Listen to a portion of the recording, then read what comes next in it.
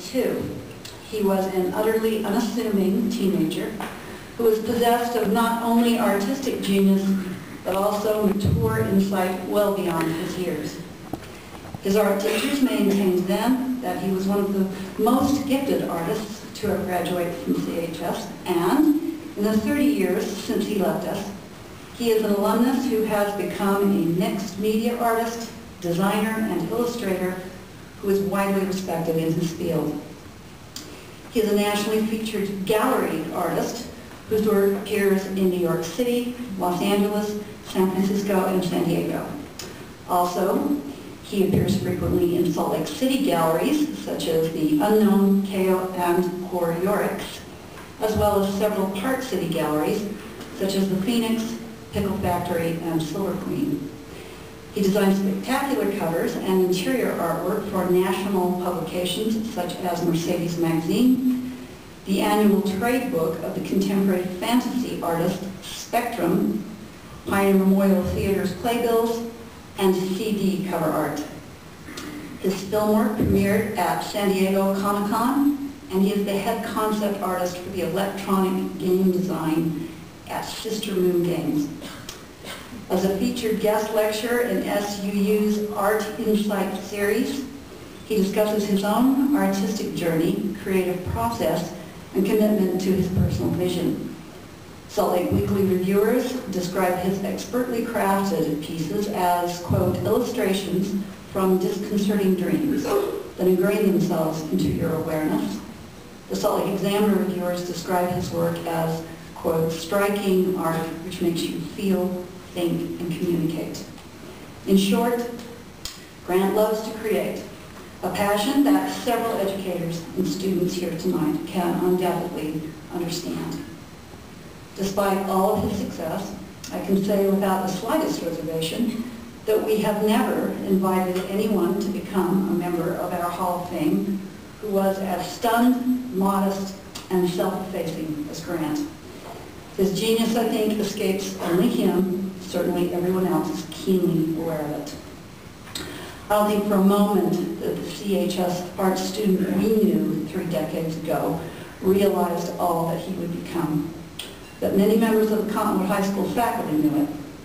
They recognized long ago that this reserved, soft-spoken young man was going places, and he has certainly done so.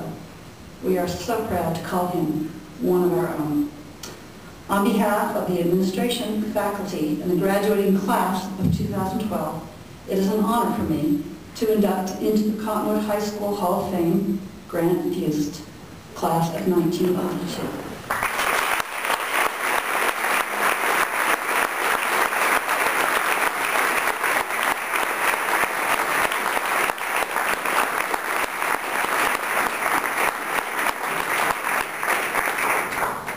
Thank you. That's some notes here. Hold on.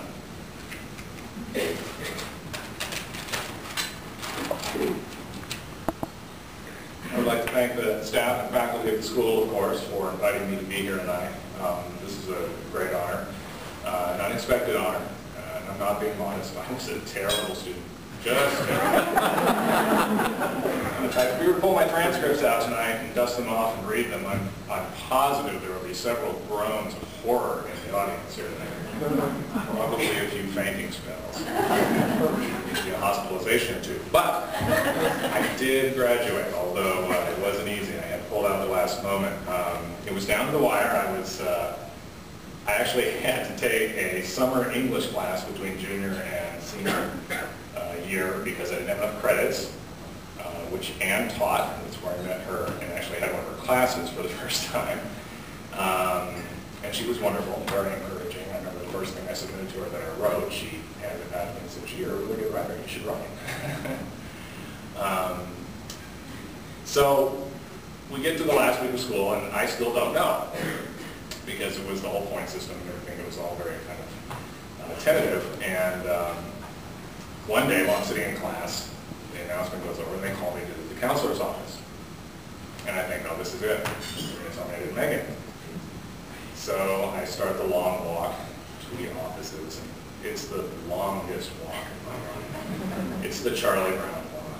So, shuffling my feet, sad news for all the music playing in the background. And I get to the offices and I sit down and the counselor looks at me and she says, you know, there's some mistake has been made.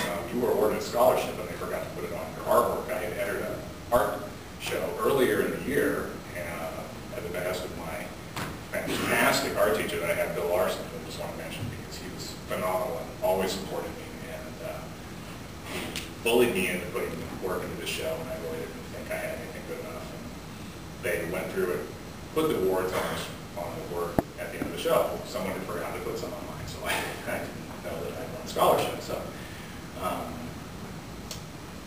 as confused and unmotivated and just plain dumb as I was, Bill saw that I had talent, and he really encouraged it.